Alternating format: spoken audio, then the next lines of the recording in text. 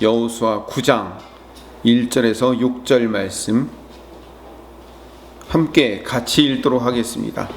이 일 후에 요단 서쪽 산지와 평지와 레바논 앞 대해 연안에 있는 헷 사람과 아모리 사람과 가나안 사람과 브리스 사람과 히위 사람과 여부스 사람의 모든 왕들이 이 일을 듣고 모여서 일심으로 여호와와 이스라엘에 맞서 싸우려 하더라. 기브온 주민들이 여호수아가 여리고와 아이에 행한 일을 듣고 꾀를 내어 사신의 모양을 꾸미되 헤어진 전대와 헤어지고 찢어져서 기운 가죽 포도주 부대를 나귀에 싣고 그 발에는 낡아서 기운 신을 신고 낡은 옷을 입고 다 마르고 곰팡이가 난 떡을 준비하고 그들이 길갈 진영으로 가서 여호수아에게 이르러 그와 이스라엘 사람들에게 이르되 우리는 먼 나라에서 왔나이다. 이제 우리와 조약을 맺읍시다 하니. 아멘. 가나안 7 족속들이 이제 연합군을 만들어서 이스라엘과 대항하려고 준비하기 시작합니다. 오늘 3절 본문에 보면 기브온 주민들도 여호수아가 여리고와 아이에게 행한 일을 듣고 이 가나안 7 족속들도 그 여리고 성과 아이 성을 부순 일을 아마 들었을 겁니다. 그래서 이 기브온 주민들이 작전을 짰어요. 전쟁으로는 도저히 이길 수 없다라는 사실을 깨닫고 먼저 투항하기로 작정을 한 겁니다. 그래서 꾀를 내어서 4절 첫 번에 보면 꾀를 내어라는 말이 등장합니다. 그래서 닳아서 헤어진 옷, 찢어져서 기운 가죽 포도주 부대, 그리고 낡아서 기운 신발, 마르고 곰팡이 난 떡을 준비해가지고 먼 나라에서 왔다고 거짓말을 하고 조약을 맺자고 요구를 하는 겁니다. 이 기브온 백성들의 반응은요, 여리고 성에 있는 기생 라합의 반응과 동일한 반응입니다. 하나님을 두려워해서 그 두려우신 하나님과 그 백성인 이스라엘 앞에서 무릎을 꿇고 들어온 자들이, 기생 라합이 여리고 사회에서 그 창녀로 살아가는 쓸모없는 존재였어요. 그런 라합이 정탐꾼을 숨겨줌으로 말미암아 여리고성 입장에서는 반역자였지만 하나님의 백성으로 나중에 이 라합이 메시아 족보에 올라간단 말이에요. 기브온 족속들도 마찬가지예요. 가나안 7 족속들이 여리고성 아이성 무너뜨린 사실 알고 연합해서 방어해야 되겠다고 뭉칠 때 배신하고 이스라엘에게 붙어서 조약 맺으려고 하는 거죠.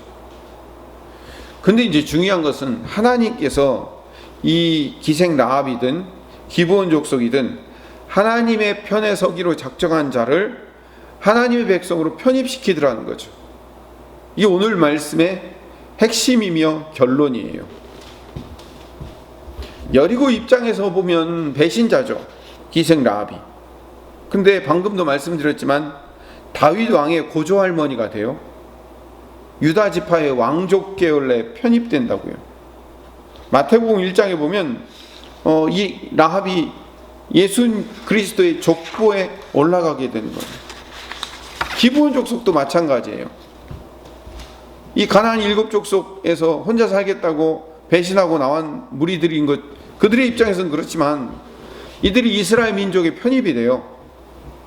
나중에 무슨 일이 생기냐면 사무엘하 21장 1절에 보면 다윗의 시대에 해를 거듭하여 3년 기근이 생겨요. 3년 동안. 그 다윗이 하나님 앞에 기도를 해요. 하나님, 3년 동안 기근이 왜 생깁니까? 우리가 무슨 잘못을 했습니까? 라고 물어보니까 하나님이 사울이 흘린 피에 갚음이 필요하다는 거예요. 사울이 기브온 사람들을 죽였기 때문에 거기에 대한 피해 보상이 있지 않으면 이 기근이 계속된다는 식으로 말씀을 하시는 거예요. 무슨 일이 있었냐면 사울 왕이 왕이 된 다음에 기브온 족속들이 이방 사람들이잖아요. 이방 사람들이 왔다 갔다 돌아다니는 게 기분 나쁜 거예요. 그래서 기브온 사람들을 죽이는 거예요. 이 자기 입장에서는, 사울 왕 입장에서는 아니 이방인들이 유대인 사회에서 이스라엘 백성들 사이에서 왔다 갔다 하니까 이방인들은 원래 하나님이 죽이라고 한 거 아닙니까? 이방인들을 싹 죽이려고 기브온 족속들을 아주 심하게 다뤘어요. 죽이고. 그러니까 기브온 사람들이 그 하나님 앞에서 하소연한 거예요. 그래서 하나님이 3년 동안 비를 내리지 않음으로 말미암아 다윗에게 메시지를 주는 거예요. 그래서 하나님께서 기브온 사람들의 원수를 갚아주기 위해서 다윗에게 명령을 해서 다윗이 사울 왕의 후손 7명의 그 자녀들 중에 7명을 목매달아 죽여요. 피해 대가를 치르도록 하는 거죠. 자, 누구의 피해 대가를 치르기 위해서 누구를 죽인 거예요? 이방 민족으로 편입된 사람들의 피해 대가를 치르기 위해서 사울 왕의 자손들, 왕족들을 죽이는 거예요. 하나님은 왕족이 중요하고 이 이방인으로 들어온 이 천민 같은 자들을 멸시하고 하는 게 아니라 하나님은 편입된 사람들도 하나님의 사람이다. 그들을 억울하게 죽인 사울 왕이 책임을 져야 된다. 왕족들이 책임을 져야 된다라고 다윗에게 그래서 사울 왕의 자손들을 죽일 수 있도록 만들어 주신단 말이에요. 자, 이 사건을 볼 때 하나님은 기브온 사람들을 당신의 백성으로, 당신의 양자로 확실하게 편입시켰다는 강력한 증거가 있는 거예요. 나중에 바벨론 포로에 끌려갔다가 70년 후에 다시 돌아와서 느헤미야의 주도로 예루살렘 성벽을 재건할 때 그 각 성벽, 여기서부터 여기까지는 어느 가문이 재건을 하고 여기서부터 여기까지는 어느 가문이 재건하고 그 성벽마다 어느 가문이 재건했다는 내용들을 성경에 쭉 기록을 해요. 성벽을 뺑 돌아서. 근데 그때 보면 느헤미야 3장 7절에 그 다음은 기브온 사람 물라다와 메로노 사람 야돈이 강서쪽 총독의 관할에 속한 기브온 사람들 및 미스바 사람들과 더불어 중수하였고, 나중에 느헤미야 7장 25절에 보면 기브온 사람 95명이 여기에 참석했다는 것을, 그러니까 성벽 재건에 참석했다는 것을 기록하고 있어요. 다른 많은 모든 민족들이 있었지만 11민족들은요 다 북왕국 이스라엘의 10민족은 북왕국 이스라엘이 멸망할 때 같이 멸망해요. 남왕국 유다만 남고 그들이 바벨론 포로로 돌아와서 이제 베냐민과 유다 백성들만 남았다고요. 그런데 거기에 놀랍게도 누가 껴있냐면 이 이방인이라고 생각했던 기브온 사람들이 껴서 자기 한 백성이 되어서 한 부분을 맡아가지고 성벽을 재건하는 일에 참여하는 거예요. 하나님께서는 왜 여리고성에 있는 기생 라합을 다윗의 왕조에 편입을 시켜서 그리스도의 족보 안에 집어넣었을까요? 가나안의 7족속 중에 하나인 히위 족속, 여부스 족속, 기르가스 족속이 아주 히위 족속들은 다 죽어야 돼요. 근데 그 히위 족속 안에 있는 이 기브온 사람들을 선택해서 그들을 구원해내시고 그들을 나중에는요 산당 관리하는 자로 편입을 시켜가지고 그들이 나중에는 성전 관리하는 자가 되는 거예요. 이건 여담이지만요. 제사장과 레위인들도 바벨론 포로로 잡혀가요. 근데 제사장들은 거의 대부분 돌아와요. 근데 레위인들은 상당수 많이 안 돌아와요. 그러니까 제사장들은 조금 있고 레위인은 많아야 돼요. 성전을 운영하려면. 근데 이 나중에 역전이 돼요. 제사장들은 많고 이 레위인들은 적어요. 이런 상황이 생길 수밖에 없는 상황이에요. 그때 하나님이 그때 그 성전 운영을 어떻게 변화를 시키냐면 이 기브온 사람들 같은 사람들을 성전 관리하는 사람에게 임명을 해요. 그래서 나중에 기브온 사람들이 레위 사람들의 역할을 감당하게 되는 거예요. 기브온 사람들이 누구라고요? 처음에 히위 족속 중에 하나로 멸망받을 수밖에 없는 사람들이에요. 그들이 이스라엘 백성들이 어떻게 편입되었다고요? 머리 굴려서 꾀를 내어서 속여가지고 이스라엘 백성들 속여서 그래서 물 깃는 자 되었어요. 나무 패는 자 되었거든요. 여기서 물 깃는 자와 나무 패는 자는 어떤 사람들이냐면 우리식으로 얘기하면 종이에요. 종. 노예나 마찬가지라고요. 근데 그들이 하나님의 백성으로 들어와 주역들이 되잖아요. 이방인들로 대체되잖아요. 이방인들이 하나님의 교회, 하나님의 나라를 세우잖아요. 기생 라합도 그렇고요. 이 기브온 족속도 그러고요. 하나님 앞에 돌아오는 거예요. 이 하나님 앞에 돌아오는 것, 이방인들이 하나님 앞에 돌아오는 것을 다른 말로 뭐라고 얘기하면 이거를 회개라고 얘기하는 겁니다.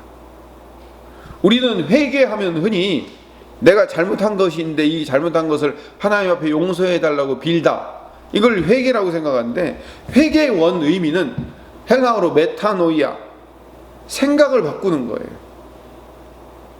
그러면 자동차 운전할 때 유턴하는 거 있죠. 가다가 완전히 180도 돌려서 방향을 바꿔서 가는 것, 그거를 메타노이아라고 얘기해요. 이전에는 우상을 섬기고 이전에는 나를 위해 살았는데 이제 완전히 메타노이아, 생각을 바꿔서 하나님을 주인으로 섬기고 작정하고 하나님 앞에 들어온 자들이에요. 완전히 변하는 거예요. 여호수아 2장 9절에 이 기생 라합이 이렇게 고백을 했어요. 다시 한번 읽어보겠습니다. 말하되 여호와께서 이 땅을 너희에게 주신 줄을 내가 아노라.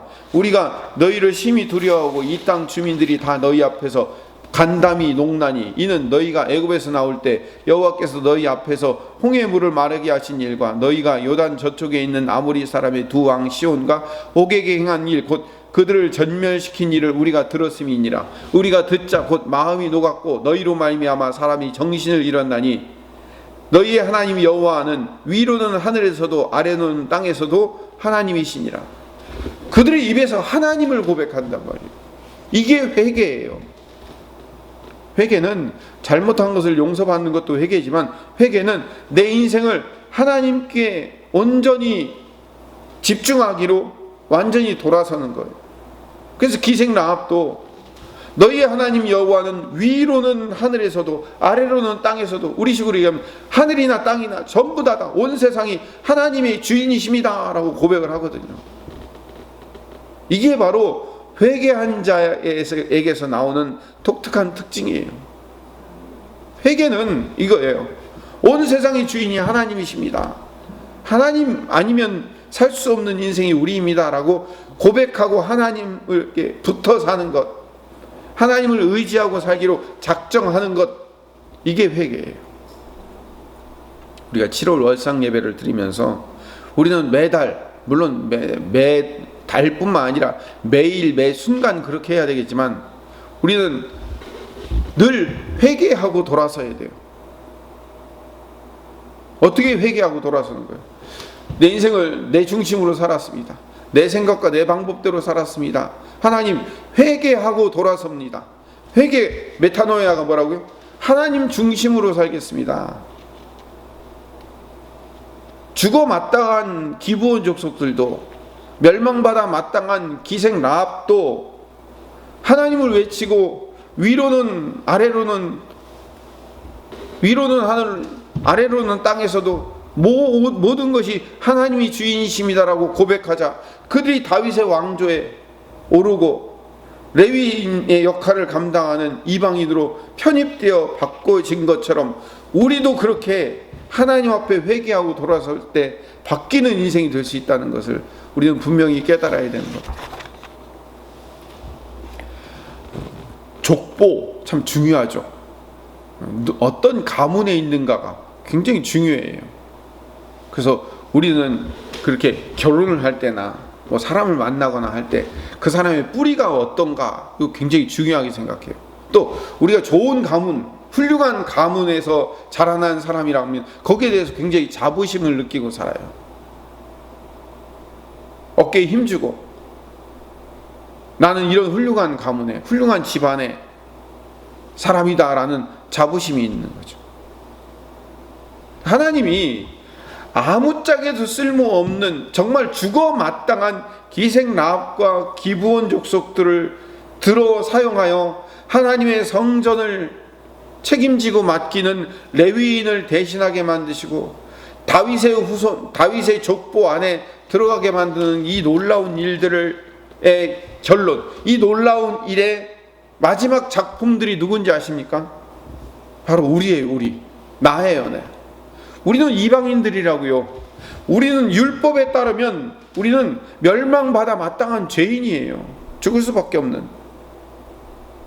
근데 우리를 하나님께서 만세전부터 택정하여 우리를 살리시고 작정하시고 우리를 건져내어 하나님의 자녀로 만들어 주신 거예요. 하나만 더 말씀드릴게요. 여러분, 기브온 족속들을 살려내어 당신의 백성으로 편입할 것을 미리 하나님이 약속하셨어요. 어디에다가 그걸 숨겨 놓으셨냐면 신명기 29장 10절에 보면 오늘 너희 곧 너희의 수령과 너희의 지파와 너희 장로들과 너희 지도자와 너희 이스라엘 모든 남자와 너희의 유아들과 너희의 아내와 및 내 진중에 있는 객과 너를 위하여 나무를 패는 자로부터 물 깃는 자까지 다 너희의 하나님 여호와 앞에 서 있는 것은, 이런 말이 등장해요. 이 신명기 29장은요 축복과 저주의 선언을 하면서 이걸 다시 한번 상기시키면서 이스라엘 백성들에게 전달하는 내용을 하는데, 너희의 수령 지파의 장로들, 지도자들, 남자, 유아들, 여자들, 근데 거기에 진중에 있는 객들과 나무를 패는 자들과 물 깃는 자까지 다 여호와 앞에서 서 있는 하나님의 백성이다라고 얘기하거든요. 근데 이 기브온 족속들이 나중에 어떻게 편입되는지 아십니까? 이스라엘 백성들을 위해서 나무 패며 물 깃는 자가 돼요. 하나님의 백성으로 편입되는 거죠. 바로 우리가 그런 사람들이에요.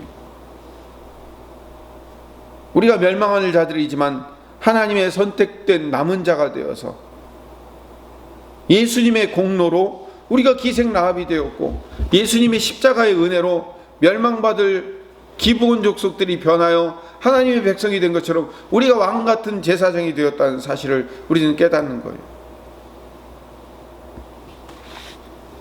어제도 말씀드렸죠. 그리심산과 에발산의 축복과 저주의 길에서 하나님의 절대적인 은혜를 구해야 되는 것처럼 오늘 7월 한 달을 시작하면서 우리도 기생 라합처럼 기브온 백성들처럼 구원의 길에 초청되어서 하나님의 자녀 되었다는 사실에 감사하며 우리는 하나님의 은혜 없이는 또 살 수 없습니다 라고 고백하며 이 한 달을 출발하는 하나님의 백성들 되게 해달라고 기도하시는